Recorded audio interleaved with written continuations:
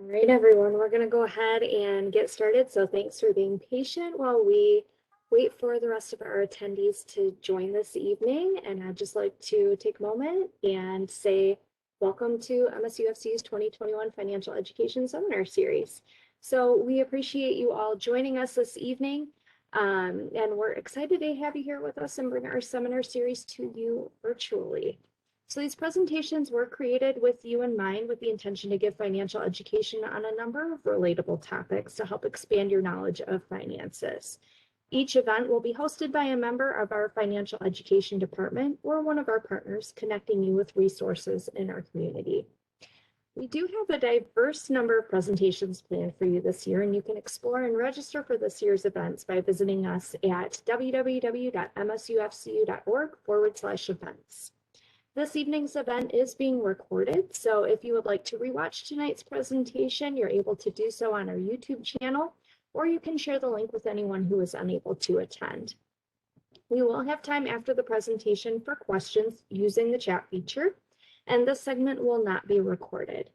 Please feel free to hold your questions until the end, or you can submit them using that chat feature, which is located toward the bottom right portion of your screen. Please be sure to address your messages to all panelists to ensure that I receive any communication you're sending. And once I have received that, I will be sure to send you a reply message so that you know I have successfully received it. So this evening we have a very wonderful guest joining us to present on the basics of financial planning. So allow me to introduce our host, Travis Pasma, who works for our Financial Solutions Department here at MSU Federal Credit Union. So welcome, Travis. Thank you so much for joining us. And I'll go ahead and pass it over to you so you can introduce yourself to us, tell us a little bit about your role and the Financial Solutions Department, and then we can lead right into our presentation this evening. All right, fantastic. Thanks so much, Lindsay. As Lindsay mentioned, my name is Travis Pasma. I'm one of the two financial advisors here at MSU Federal Credit Union, along with Mark Garrett. Mark and I are employees of CUNA Brokerage Services, Inc., which is a broker-dealer.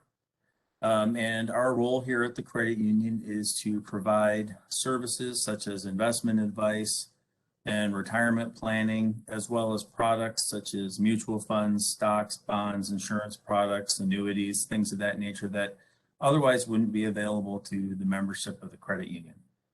We work for a broker-dealer because banks and credit unions can't offer investments directly and have to work through a broker-dealer, and CUNA Broker Services, Inc. is the broker-dealer that the credit union opted to partner with to offer those services to the members. But Mark and I, we have our offices right here in the headquarters building, and we routinely meet with members at all the branches all around Lansing, Oakland area, even Grand Rapids and Traverse City. So before we get into the presentation, a little bit of housekeeping. I got to read this to you because investments are not like depository accounts that you have at the credit union, because they're market-based and can have the potential to lose money. So MSUFCU Financial Solutions Advisors are registered representatives of CUNA Broker Services, Inc. Representatives are registered. Securities sold and advisory services offered through CUNA Broker Services, Inc., member FINRA SIPC, registered broker-dealer and investment advisor. CBSI is not an affiliate of the credit union. CBSI is under contract with the financial institution to make securities available to members. Not NCUA, NCUSIF, or FDIC insured, may lose value, no financial institution guarantee, not a deposit of any financial institution. And CUNA Brokerage Services is a registered broker-dealer in all 50 U.S. states. All right. So our presentation today is we're going to go over financial planning basics. And in this presentation, we'll take a look at some general financial planning concerns that most people have at some point in their life. There's really no such thing as a one-size-fits-all financial plan. So really the purpose of this presentation today is just to give you, to help you start thinking about your own financial planning needs and goals. So we have a lot of ground to cover. Financial planning is a pretty broad topic. So we're going to start off looking at goal setting, budgeting, and then we're going to take a look at establishing an emergency fund. We'll talk about risk management strategy using insurance. We'll take a look at how to use credit and incorporate that into a financial plan, when you should use it, when you shouldn't. We'll talk about investing, of course. That's probably the number one thing that people think that I do when I'm talking to them. We'll also talk about some tax planning in terms of using pre-tax and tax-free savings vehicles to help you achieve your goals, such as, for example, saving for college or retirement planning. And then finally, we'll delve a little bit into some estate planning basics. So let's go ahead and get started with our first piece, which is setting goals. A good financial plan always begins with goals.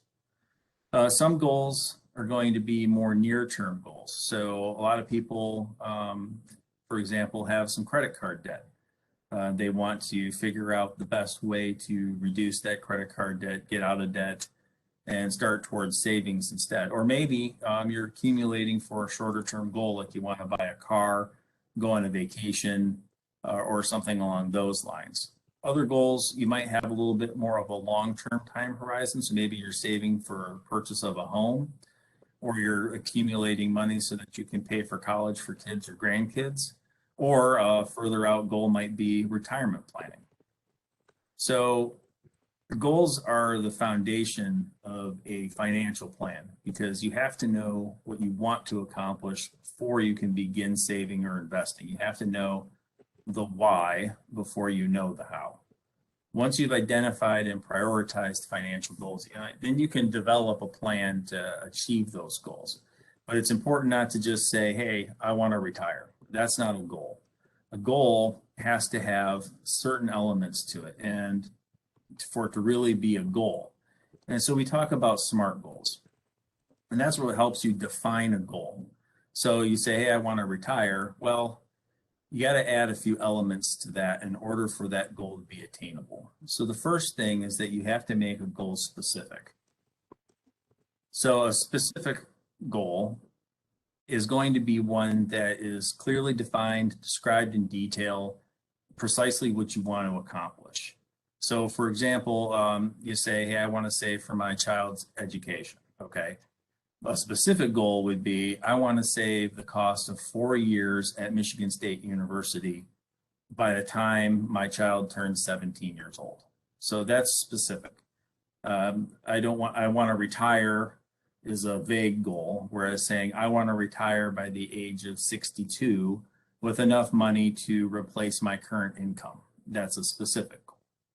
So you have to define exactly what your goal is. The next piece of it is going to be measurable. So you have to have a metric that lets you know that you've achieved the goal and allows you to track the goal. So that might be, in order to replace your income in retirement, you have to achieve a certain amount of money. Maybe it's $1 million, maybe it's $2 million, whatever it is. Now you know that it's measurable because you know what your goal is.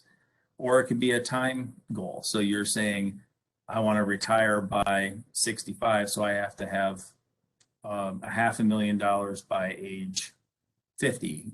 So you can assign measurable metrics that you can shoot for as you're building your goal. The next piece of it is going to be whether or not the goal is attainable.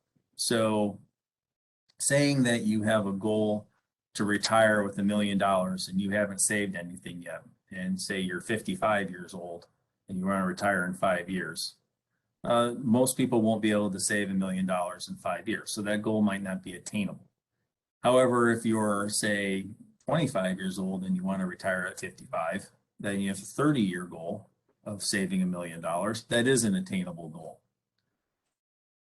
Next part of a SMART goal is a relevant goal. So what that means is that it's one that makes sense to you and it reflects your needs and your values. So relevant goals are going to be something that you're going to be excited about because it's important to you.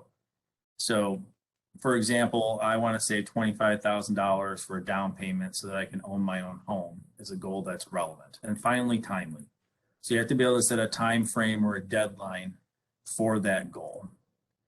And one other thing that I would add to a SMART goal, and I talked with my clients about this quite a bit, is that especially for longer term goals where I'm retiring in 20 years or 30 years or 40 years, that seems a long time away. And the reward a lot of times of the goal is that you get to retire.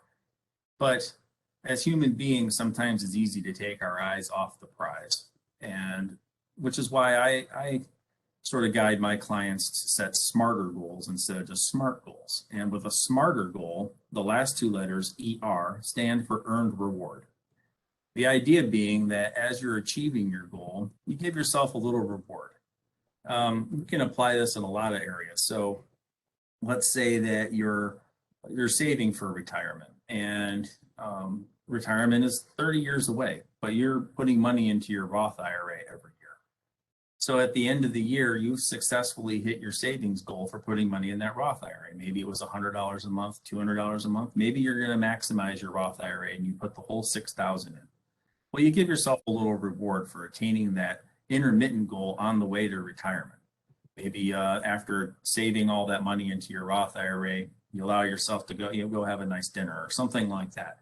And it gives you a nice little boost every year that you're attaining your goal in stages. Your reward is an important part of being able to stay on top of a longer term goal. But the most important thing is that you got to write your goals down, make sure that they're measurable, and then you can move on towards achieving them.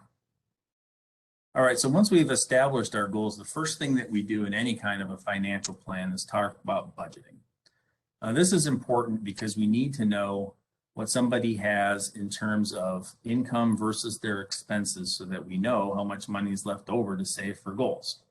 So income comes in lots of different forms. You can have your paycheck, which is the form of income for most folks, but a lot of people also have things like rental income, government benefits in the case of Social Security or disability, or even government pensions, interest earned on deposits, and then investment income in the form of dividends.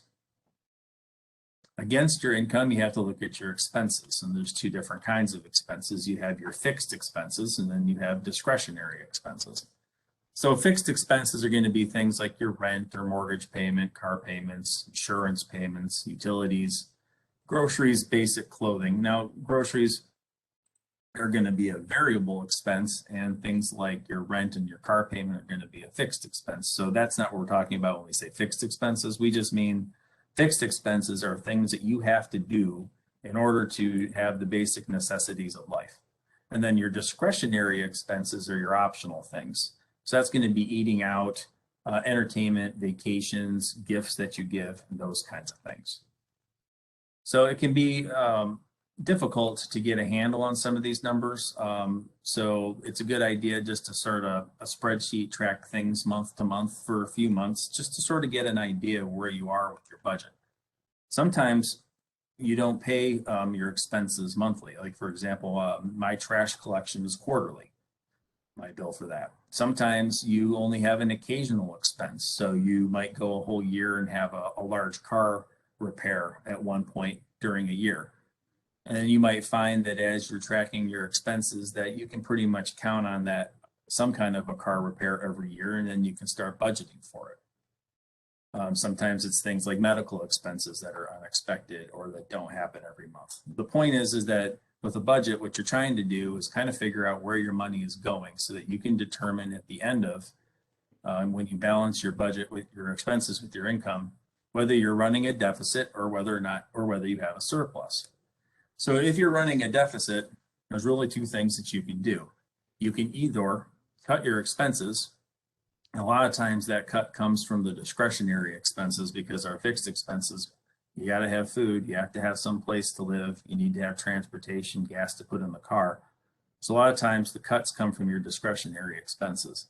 The other thing that you can do to balance your budget and get you into a surplus is increase the amount of income. So maybe that's improving the job situation, taking a second job, something along those lines. The whole goal of a budget is to get a handle on where your income and expenses are so that you know that you have at the end of the month, a surplus. And then we assign that surplus to various goals. So if you find that when you're working month to month on your money, and it always seems like you run out of money before you run out of month, doing some basic budgeting is a great way to try to get a handle on that and kind of figure out where money is slipping through the cracks. Everybody has a thing. Every one of my clients that I talk to, they have a thing that they spend money on, and sometimes they don't even realize how much money they're spending on it. And maybe it's Starbucks coffee. Maybe it's that you have a whole bunch of subscriptions to various like Netflix and other kinds of apps where you're watching videos and things, and you don't even realize how many of those things are coming out of your bank account each month. So those kind of things is why you want to do a budget, so you get an idea of where things are going, have that surplus that you can start putting towards your goals. The first goal that we have anybody who's doing financial planning work towards is building an emergency fund. So your emergency fund is going to be money that you have readily available to meet unexpected expenses or opportunities. So it's not always a negative thing that you keep an emergency fund around for. Sometimes something comes along that's a great deal, or an opportunity for career advancement, or a partnership in a business or something like that, and you have to have some liquid money to take advantage. So that emergency fund is also an opportunity fund. It's important to have money that's liquid and readily available. A lot of people do a really good job saving money into things like their 401k or their Roth IRA or traditional IRA, but that money's not readily available because of the taxation laws that apply to it. You're not supposed to access that money until you're 59 and a half years old. And life doesn't just start happening at age 59 and a half. There's a whole lot of life in between where you are right now and 59 and a half. So you want to have money set aside for emergencies and opportunities. When we're talking about an emergency fund, it's important to where you keep it and also about how much you should have. So a lot of people ask me, how much of an emergency fund should I keep? Because there's a lot of rules of thumb out there. Some people say 3 months of an emergency of expenses for an emergency fund. Some say 6 months expenses for an emergency fund. And the answer is variable for each person. An emergency fund needs to cover you for a likely outage of work, and how likely that is going to depend on the job that you have. Some people have very secure, stable jobs, and layoff is unlikely, so they could have less of an emergency fund. Other people might work in an industry where layoffs happen more often, or where they might get injured or something like that and be off of work for a period of time, and you might want to have a larger emergency fund. Essentially, what the emergency fund does is it provides you with a ready source of money so that you don't have to sell your other investments at a loss in a time of an emergency or an opportunity. You want to keep enough money in ready cash for immediate expenses, and then you can have an additional amount of liquid investments that aren't inside of an IRA or a 401k that are invested for growth that you can also access if you need to. So an emergency fund should be sort of split, some of it in cash, some of it in investments, and the amount is a little bit different for everybody. All right. Next, I want to talk a little bit about risk management with insurance. When we talk about financial planning, the insurance topic is probably the least favorite topic of everybody, but it's very important. The purpose of insurance is to cover an unexpected, potentially disastrous and overwhelming cost of something happening. There's different kinds of insurance. First, we have health insurance, although really what used to be called health insurance has now been replaced with health care plans. So you're essentially prepaying for health care expenses. Most of these plans, they provide basic coverage for common medical expenses such as doctor's visits, preventative care, diagnostic tests, hospital extended care, emergency services, prescription drugs. Then you have your auto insurance. Auto insurance has two main components. You have your liability insurance. That's if you hurt somebody else when you get into a car accident. And you also have insurance for property damage to your car, to somebody else's car, to a building, something like that if you get into an accident. Liability insurance provides is the part of the automobile insurance that's the essential piece. And a lot of times that liability insurance is, people don't have enough. So your car insurance will cover you for your own personal injury if you get into a car accident here in Michigan. But if you want to be compensated for pain and suffering, loss of ability to work, some of these other things, then you use the liability insurance on the other person's insurance to cover that. So one thing that is often overlooked in automotive insurance is what we call uninsured and underinsured motorist coverage. That's where, in case you get into an accident with somebody else who doesn't have car insurance, and I think last time I looked at the statistics, there's something like 1 million drivers or something in Michigan that are either uninsured or underinsured. So if you get into an accident with somebody who doesn't have car insurance or has the absolute bare minimum car insurance, and your insurance will pay for your personal injuries, but if you're hoping to be compensated for more than that for loss of work and things like that, their insurance doesn't have anything to cover it. Your uninsured and underinsured motorist insurance kicks in and acts as if it was the other carrier, pays for some of those other coverages. It's very inexpensive compared to your regular liability coverage. And I recommend that you talk to your insurance agent about uninsured and underinsured motorist insurance. Life insurance is another area where a lot of people are underinsured, relying oftentimes on their group insurance through work, especially if you're younger, have a young family.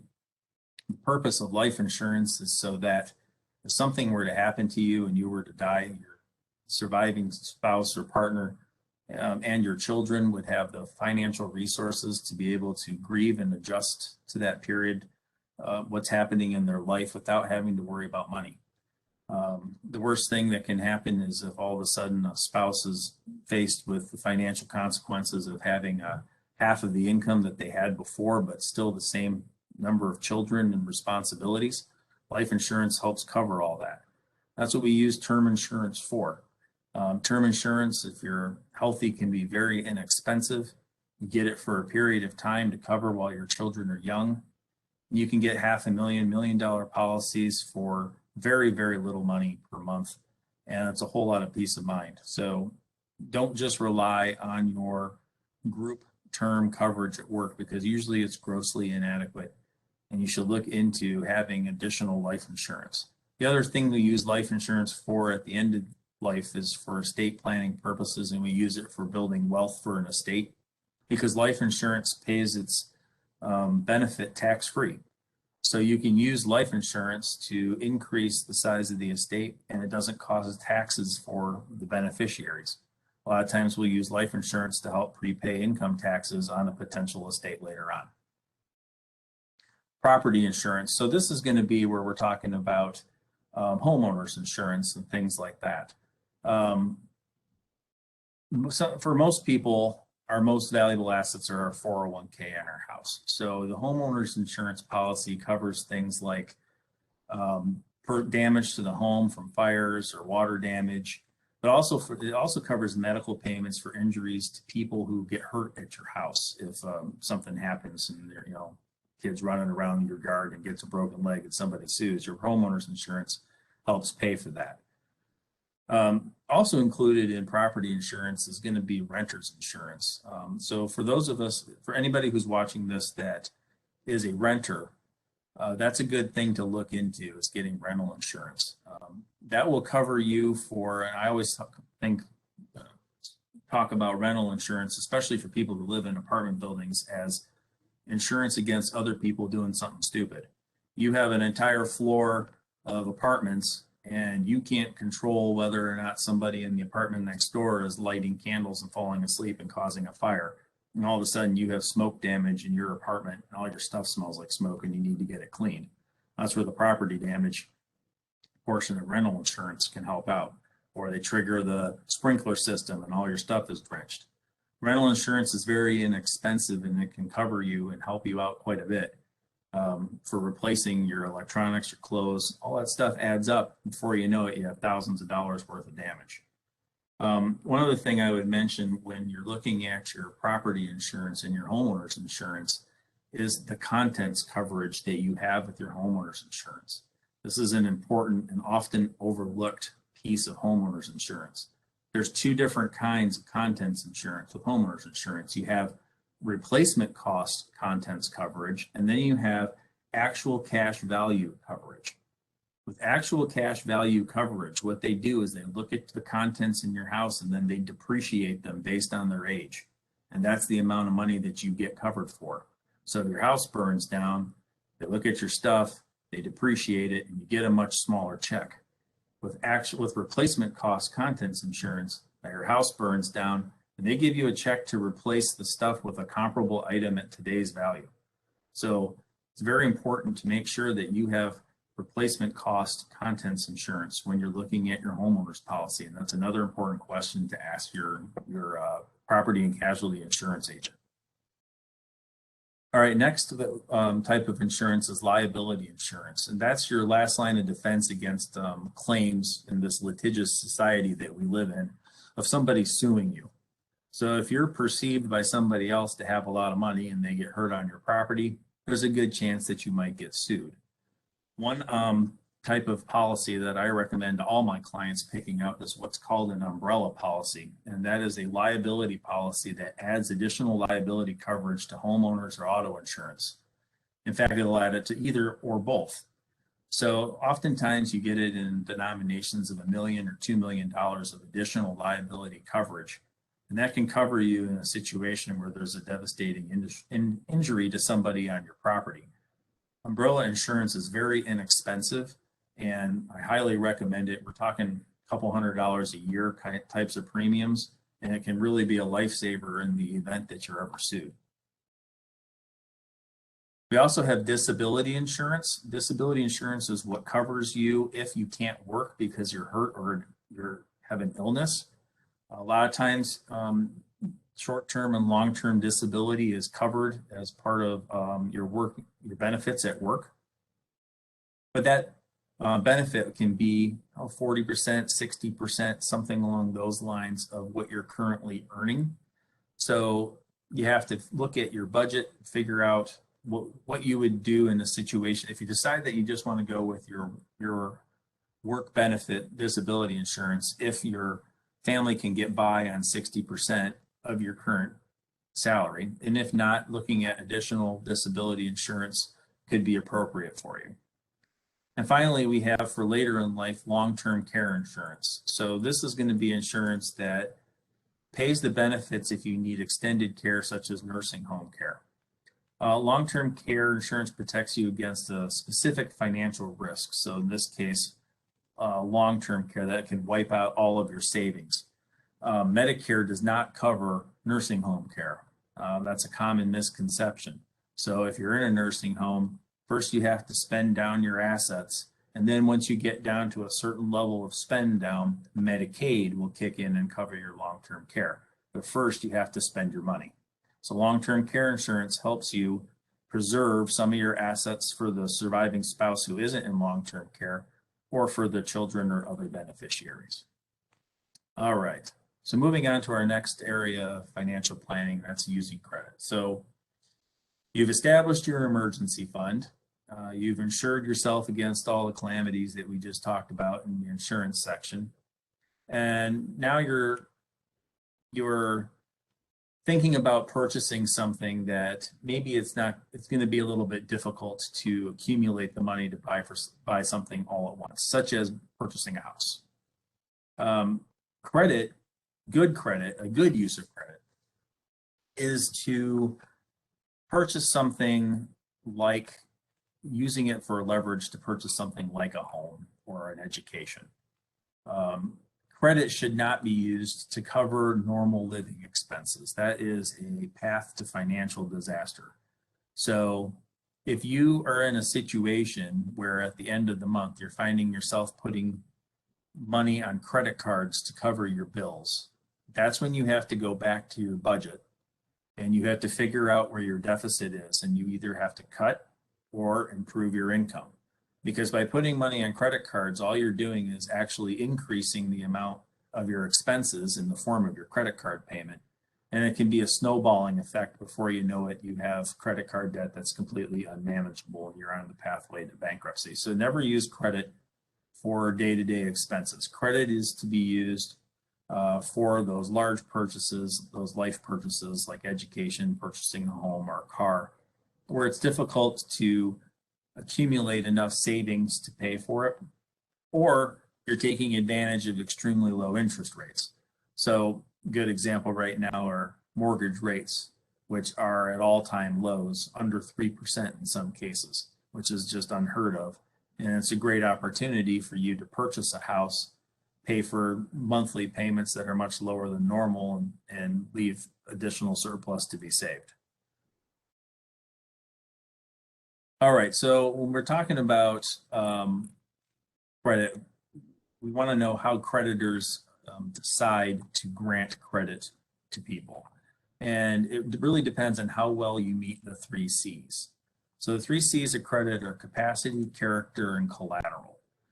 First thing they want to know is whether or not you have the capacity to repay the credit that they grant you. So they want to know about your income expenses, back to that budget that we did. So you can see why that has some additional benefits beyond just helping you figure out where your money is going. Creditors need to know that information too.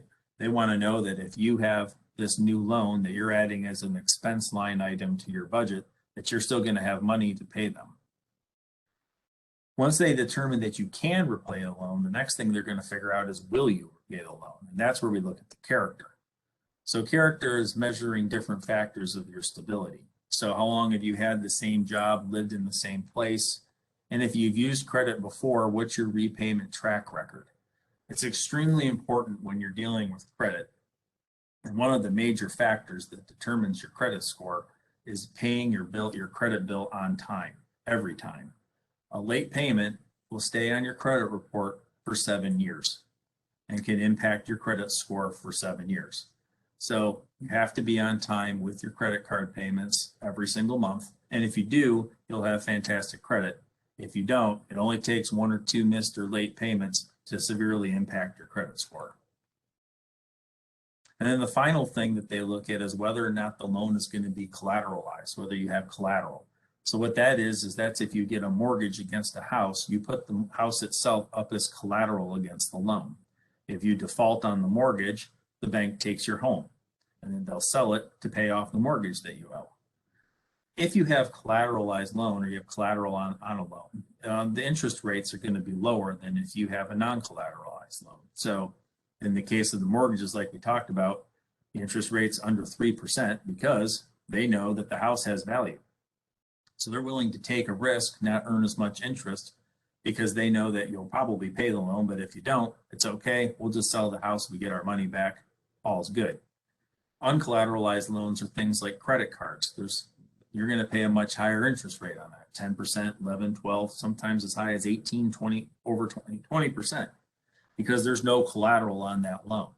So they want to earn as much interest from you as possible so that if you default on that credit card, they still made money back on the loan that they gave you.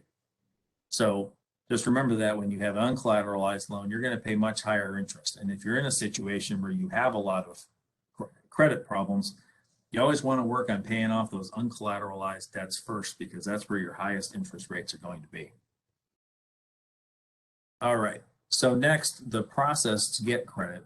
They determine your credit worthiness by looking at these 3 things, but they use 3 different documents to figure out how much credit they're going to be willing to extend you and what kind of interest rate they're going to charge you. We're going to look at the credit application.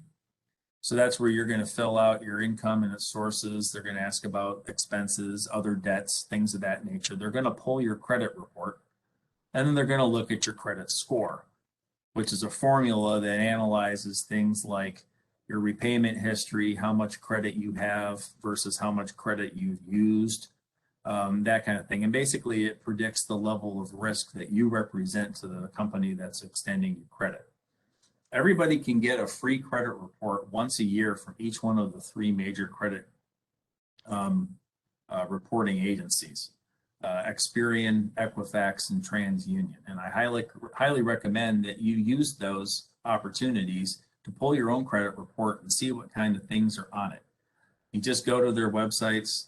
There's a place on each of them where you can ask for your free credit report. And since you can do it once a year, what I typically do is just pick 2 of them, and every 6 months I pull my credit report to take a look and see and make sure that nothing is showing up on it that I didn't expect to be on there, or that there's no items on it that were reported falsely, such as missed payments, late payments, something like that. So take advantage of that free credit report that you get and pull it so that you can keep an eye on your credit. Having a good credit score and maintaining good credit is extremely important. All right, so once you get credit and you get a loan, now you have debt. So using debt or credit creates debt. Some debts are small, like a minor purchase on a credit card, and you can repay it quickly. Others are large, like a home mortgage or a student loan, and those take years to pay. So you have to plan for that. How well or poorly you meet that repayment schedule for the debt will have an ongoing effect on your credit history and your credit score. All right. So there's 2 types of debt, like I mentioned before. There's secured debt and unsecured debt. That's where you have collateral on the loan or you don't.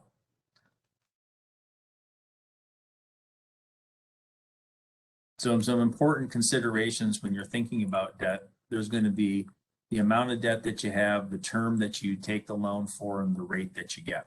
This is especially important when you're talking about things like auto loans or mortgages, and you're trying to figure out what terms you should get on the loan. So you could get, for example, a 4-year auto loan. You'll probably get a lower interest rate, but now you're paying off that car in only 48 months. So you're going to pay less interest. You'll have it paid off faster, but you have to be able to have the capacity within your budget and the extra surplus to pay for that loan. You could get a loan for a car for a longer term, 5 years, 6 years, 7 years. Some places even offer them for 8 years. So now all of a sudden you've stretched that loan out longer, but I'm going to tell you right now, you'll get a higher interest rate. You're going to pay more interest over the life of the loan, but your payment will be smaller. So maybe it fits inside your budget. So there's also always a trade-off when you're talking about things like debt. If you can pay it off faster, you pay less interest and you end up paying less overall for the item that you purchased. But sometimes it just doesn't fit your budget. And if you put yourself into a situation where you don't have enough surplus inside your budget for your other things, you might end up having to put some of your monthly expenses on credit cards. And like we talked about before, that's not a good idea. So you have to find the right kind of debt that fits both your cash flow and your desire for a good deal on the purchase.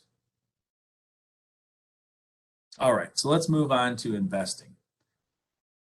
Investing is just the potential for accumulating wealth. A lot of people associate investing with speculating or gambling. I don't want to be in the market because I'm afraid I'm going to lose. Other people talk about investing as a saving for the long term. So it's a methodical plan where we're putting money into a vehicle that has a higher potential return to meet a goal. So which is right? Is it speculating or is it saving? And the fact is that investing is a little bit of each, because investing does involve risk. It involves the desire to multiply your money over time. Most people are not going to be able to use investing to get rich fast. It just doesn't work that way. We call that day trading in the industry, where you're trying to make trades. You're trying to buy low and then you sell it high, and then you try to buy something else low and you sell it high. And unless you're doing that as a full-time job, and even then, it can be very difficult to make money that way. Most people are successful investing by having a plan, picking in a level of risk that they're comfortable with, and periodically adding to their investments so that over time, the returns on those investments compound and you end up hitting your goals. So we have to look at, first of all, the risk tolerance that you have for your investments. Now, all a risk tolerance is, simply put, is the point at which your investment goes down where you start questioning the investment. So what I mean by that is, let's say you start off with $100,000. And it may be that if you saw that $100,000 go down to $95,000, that's about as much as you can handle. If it went down any more than that, you'd start being a little bit worried and concerned. I lost $5,000. That's a lot of money. I'm not sure this is for me. If that was the case, you'd be a pretty conservative investor. And when it comes to risk tolerance, there's no wrong answer because it's all about what personally fits for you. So if you're a conservative investor, that's okay. You just have to recognize that and invest accordingly. It could be that $100,000, you're thinking, you know what, this $100,000, I'm investing it for a goal 20 years in the future. So in the short term, if it goes down 5%, that's not a big deal because I know it has 20 years for the market to recover. I think I'm going to be okay. It might even be if you are down 10% or 20%, some people even 30% because they have faith that the market will rebound. They'll be fine after a 20-year time horizon. The more aggressive you are, the longer a time horizon that you need to make sure that the market will pay you back in terms of profit. If you're conservative, you're not going to lose a whole lot in the short-term market swings, and you can typically bounce back quicker and get back to where you started. Whereas if you're more aggressive and you can take a deeper loss, sometimes it takes a little bit longer for that to recover. A good example is the 2008 downturn where market loss right around 40%. Took a couple, 2.5 to 3 years before it recovered back to its original levels, but since then has gained quite a bit.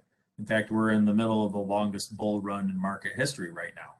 So people who panicked and exited the market and waited to get back in lost a lot of the potential for market growth. So it's important to set a risk tolerance where you won't exit the market. That is the definition of risk tolerance. You're going to stay in the market no matter what, because you're comfortable with the amount of risk that you're taking. So there's a risk and reward trade-off. The more risk that you take, the more potential reward that you have, but the longer time horizon that you have to allow yourself. So if you put yourself in a high-risk investment for a 1 or 2 year time horizon, don't be surprised if you lose 20 or 25% of your initial investment. You have to make sure that you have enough time horizon for that investment to pay off. When we talk about investing, there's three basic kinds of investments that we look at. We invest for stability, we can invest for growth, and we can invest for income. We all want our money to grow. So investing for growth is where we're investing specifically for an increase in market value. And for most people, that's a good example of that would be investing in a 401k. You're putting money in, you're wanting the overall balance to grow so that at a point in the future, you have a balance that you can draw from. Investing for growth is different from investing for income. If you're investing for income, what you're hoping to do is take a lump sum of money that you have grown and turn it into an income source. So that you're going to use different investment vehicles, such as bonds or annuities for income, whereas with growth, maybe you're using more stocks or stock mutual funds. Finally, you have investing for stability. That's where the primary goal of that investment is preservation of principal. So an example of investing for stability would be a CD at the credit union or a fixed annuity product where you get a fixed rate of return with no variation to the principal whatsoever. There is not a single investment that exists where you can invest for high growth, earn income from it, and not have any risk to the principal. So you have to choose what it is that you're investing for and invest accordingly.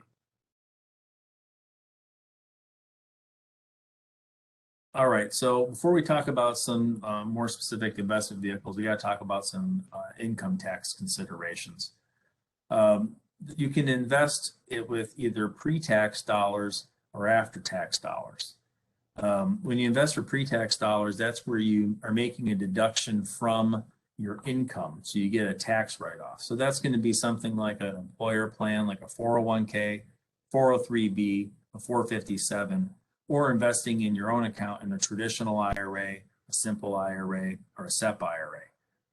So the result of that can be a lower out-of-pocket costs. And some examples for that are going to be, in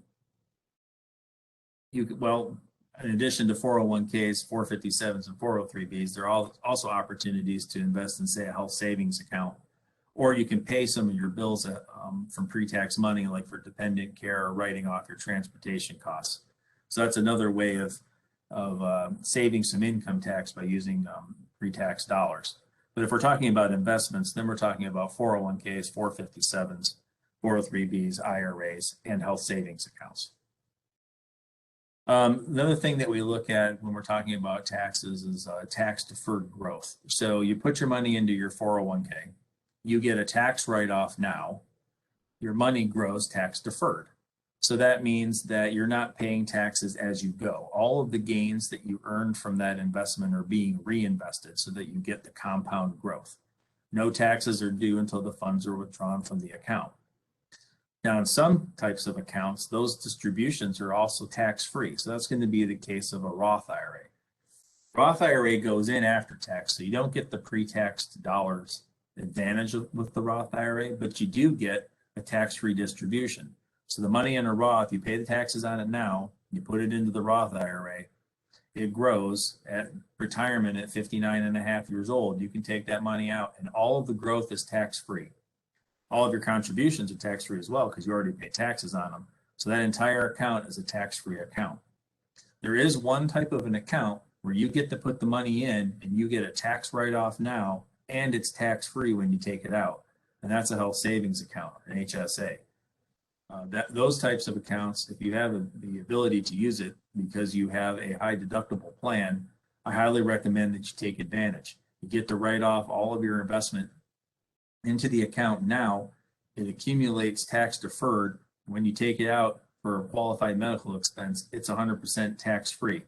And those qualified medical expenses can include insurance premiums later on in life when you're buying Medicare supplement plans or long-term care insurance. So it's a great vehicle and pretty much the only one where you get the tax write-off now plus the tax-free growth later. Another example of tax deferred growth and tax-free withdrawals is a 529 college savings plan. We'll talk a little bit more about that later on. And this is a chart that shows the value of tax deferral. So, you know, if we put $20,000 into let's say you have $20,000 to invest, and you put $10,000 of it into a taxable account that earns 6% per year, and then you have to use part of the growth on that account to pay for the taxes as you go. The other you put into a tax deferred account that earns 6% per year. As you can see, the taxable account after 30 years,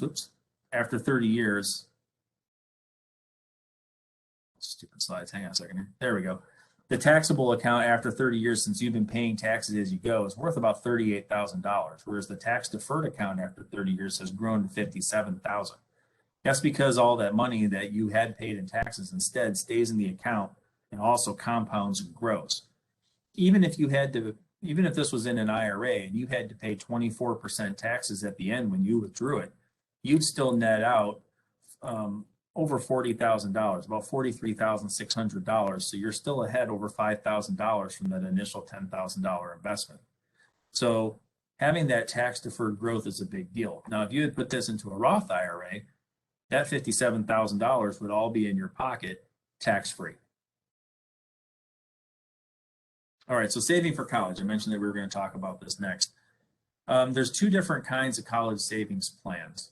They're all considered to be 529 plans, which is just a government code for saving for college. And that just means that put the money in, and when the money comes out, it's tax-free if it's used for education expenses. In Michigan, we have two different ones. We have the MESP and we have the MET. The MESP is the Michigan Education Savings Plan, and that's going to be your college savings plan. You put the money in, you invest it into a portfolio of funds, and then it comes out, can be used for any college or even for kindergarten through 12th grade regular school expenses if you're in a school that has tuition, for example. Returns aren't guaranteed, it's market-based, but it's flexible. You can use it at any school, you can use it out of state. There's even accredited universities overseas that you can use those funds in, those 529 funds. Then you also have prepaid tuition plans. That's where you buy the tuition today at today's dollars per credit hour. And then when they use the plan, they just use the credit hour. So the nice thing about those is that there is a guaranteed return in the form of the tuition coverage. So if tuition is inflating 5 or 6% each year, you know that you're going to get a 5 or 6% return on that investment. However, typically they're limited to in-state public colleges. That's the case with the Michigan Education Trust.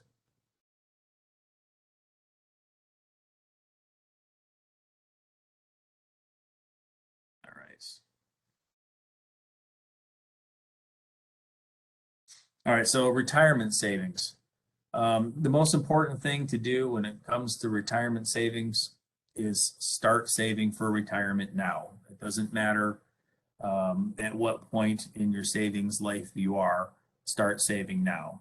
The number one thing that I always point to clients to make sure that they're doing is if you have a 401k plan at work, and that 401k plan offers a match, at the bare minimum, you should be investing whatever you need to put into that 401k to earn the match.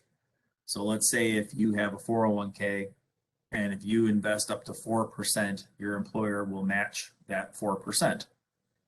You're going to want to at least put 4% of your salary every single paycheck into that 401k so that you get that 4% match, because that's the same thing as getting a 4% raise. It's free money right into your 401k that your employer is paying to you. And I don't think anybody would turn down a 4% raise if they were offered.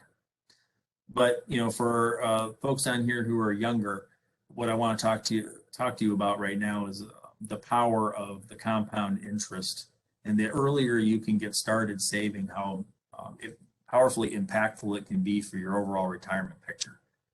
Let's say that you are putting in $3,000 into your 401k or your Roth IRA, and you're earning a 6% rate of return. You put in the money, and with a 30-year time horizon, so you start off at age 20, and you're taking the money out. I'm sorry, this is a time horizon to age 65. So this is to full retirement age 65. So you start at age 20, you put in $3,000 a year, you're getting 6% annual return. Just that little bit of savings each year, you'll have $679,000 at retirement. Just with $3,000 a year starting at age 20, getting 6%. Now the stock market returns an average of 10%. So this is being a fairly moderate with your risk tolerance that we talked about before. If you start at age 35, so you wait and you wait, other things taking precedence, and you don't start getting around to saving for retirement until you're age 35, you put the $3,000 in a year at 6%, you're going to have a retirement account about $254,000. So waiting for 15 years is costing you over $400,000. Then if you wait until age 45 to get started, you end up with about $120,000. So you can see that the earlier you start, the power of compound interest kicks in, builds your account a whole lot faster. Now that doesn't mean that if you're 45, 50 years old and you haven't saved a lot for retirement, that it's too late. It just means that you have to have a plan as to how you're going to catch up and how you're going to save enough to be able to have the type of retirement that you want. When people always ask me, how much should I save for retirement? How much should I have? Should I have $1 million? Should I have $2 million? And the answer is, I don't know, because retirement is different for every person. Depends on the type of retirement that you want. Some people want the ability to travel. They want the ability to help out their kids with projects. They want to buy another house, something like that. Other people will have more of a simple retirement where they're going to stay home. They're going to spend time helping out with grandkids, something like that. They don't have a lot of expenses. So obviously the person who's jet setting around the world and purchasing additional houses and things like that are going to have a higher retirement need than the person who isn't. Another consideration is when you want to retire. The earlier you retire, the shorter time you have for that money to grow, for that compound interest to kick in, and the longer you're going to need the dollars. So it used to be people would work until 65 and the life expectancy was into the early to mid 70s. Now people are retiring earlier and they're living longer, and retirement can last for 20, 25 years a lot of times. Social Security doesn't kick in until age 62. And that's if you want the bare minimum Social Security payment. and Medicare doesn't begin until age 65.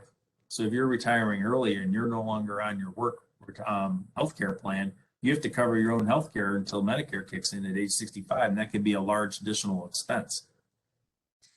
So like I was saying, life expectancy is increasing and retirements are lasting for 25 years or more. So you have to plan for what you want your retirement to look like, when you want to retire, and how long that retirement is going to last for you to be able to figure out how much money you're going to need. A rule of thumb is that if you're making a withdrawal from a retirement plan, you can withdraw about 5%. So that would mean if you had $1 million retirement account, you'd have an income of about $50,000 from that account if you want it to last for that 20 to 25 year retirement. So back to the tax advantage for savings vehicles. You use tax deferral to help your money grow. Take full advantage of your 401ks and your matches. And you can contribute to a traditional or Roth IRA to help increase your retirement savings or take advantage of that tax-free growth if you can qualify from your income. And don't forget that if you're planning on retiring early, you can take an additional tax penalty if you're taking money out of any of these retirement accounts before age 59 and a half. All right, and the final topic that I want to talk about for financial planning today is looking at some fundamentals of estate planning. So we've talked about pretty much the entire life here from the beginning, where we're building a budget, we're saving for goals such as college and retirement, we're looking at credit, we're covering ourselves with insurance, and finally we're nearing the end of life and we're planning for what's going to happen with our estate. So we need to look at what happens if your estate is intestate, and that just means you don't have a will. The importance of having wills or trusts to avoid that, and planning for incapacity, meaning that you can't make financial or health decisions for yourself because of a poor medical condition. So one thing that a lot of people don't know about is intestacy. That's where you don't have a estate plan. So if there's always going to be an estate plan, let's put it this way. Either you have an estate plan or the state of Michigan has an estate plan for you. And a lot of times the state of Michigan's estate plan is not the estate plan that you want. So for example, let's say you die leaving $50,000 in a savings account. Who does that money go to? Without instructions from you, the money is going to go where your state's intestacy laws directive. And most state intestacy laws are very similar. So a typical pattern of it is going to be, you're going to see that you have somebody dies, the money goes half to the spouse, the other half goes to the surviving children. That's divided in half, 1/4 each. So you might think that if you die, your spouse gets the money and they can do with it as they need. But in fact, the typical distribution pattern divides money between surviving spouse and children. It even gets crazier if you die, you don't have surviving children, then your spouse can get money and also your parents can get some of your money. So the intestacy laws will actually distribute money up the chain as well as down the chain. So the biggest issue with intestacy is that your actual wishes are irrelevant. Without an estate plan, your estate is divided according to the laws. So you want to make sure that you have wills or trusts in place to take care of this. The simplest way, and for a lot of people, all that's required is to have a will. So a will is a legal document where you direct how your property is going to be dispersed when you die. It allows you to name an executor and a guardian if you have small children. The executor is going to take care of distributing your assets when you're gone, according to the wishes in your will. And you can also use the will to accomplish other estate planning goals, or you can use other trusts to do similar things as well, such as minimize your taxes or to put into place plans for your children. For example, why you would use a trust might be that you have small kids, and when you die, you want to make sure that those assets that you have are going to go towards supporting the kids, but you don't necessarily want them to receive all of your money when they turn 18 years old. Because I don't know about you, but when I was 18 years old, if I had received a pile of money from one of my parents passing away, I probably wouldn't have made the best choices with that money at 18. So you set up a trust, and this is where a trust differs from a will. The purpose of a trust is for you to have control from beyond the grave with how those assets are distributed. Will is instructions, making sure that my money goes to my spouse, or this goes to these kids, or whatever the case may be. A trust actually puts your money in trust and is distributed according to your wishes as certain conditions are met.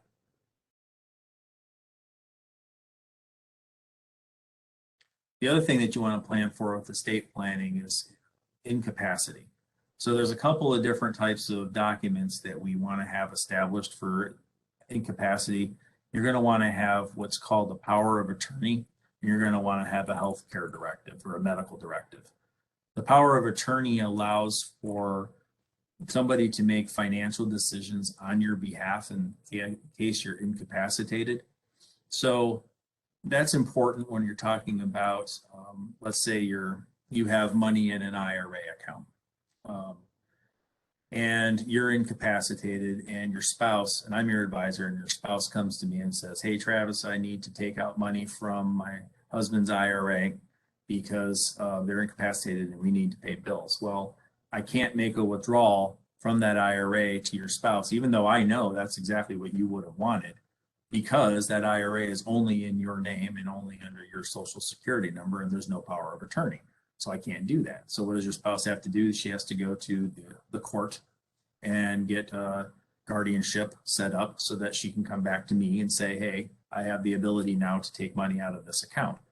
You can avoid all that by having a power of attorney set up ahead of time, so that in case of your incapacity, the power of attorney kicks in, and now your spouse has access and can access money or make financial decisions on your behalf. The other document that you want is what's known as the healthcare directive or medical directive. And that's what kicks in if, for example, you become a victim of an accident and you're in a coma for several months. How would you want to be treated in that situation? If you could tell the doctor what you would want, the medical directive allows you to do that. So it lists out, I don't want to be put on life support, or I do want to be put on life support, or if I should die and I'm comatose, I want to donate organs, that kind of thing. So it lays out what you want to happen to you in the case that you're incapacitated and you can no longer speak for yourself on your behalf. So having that power of attorney and that medical care directive, in addition to a basic will, is what everybody should have for their estate planning. And in some cases, trusts might be right for you. So I would consult with an attorney with your situation and see if a trust makes sense. All right, so that's all the material that I wanted to cover today with our presentation. So thank you very much for attending. I'm going to go ahead and Lindsay, did we have any questions that cropped up during the presentation? Yeah, we sure did. So I just want to return that thank you so much, Travis, for being here this evening and giving that awesome overview. I think it's been really informative, and I really appreciate everything that you've shared with us this evening with our members and anyone else who has attended. So thank Absolutely. you. Yeah. Sure. For those of you who are not staying for the discussion portion of the event, I do invite you to take the survey that will automatically open after tonight's presentation to allow us to consider that feedback. Don't forget to join us though for some of our upcoming seminar series, including 2021 year-end business tax planning on Tuesday, November 9th. And we also have one titled Tax Planning Prep, which is taking place on Thursday, December 16th. So please feel free to register for those events. Again, you can go to www.msufcu.org/events to check out others that we have going on through December. And if you'd like to explore financial planning opportunities with our financial solutions department, we do invite you to reach out to them by calling 517-333-2424 and they're at extension 7180. So we're now going to stop recording and open up the chat for questions. So just keep in mind, we will be answering those in the order that we received them. And as a reminder, if you have any questions for us this evening, please be sure that you send your messages to all panelists.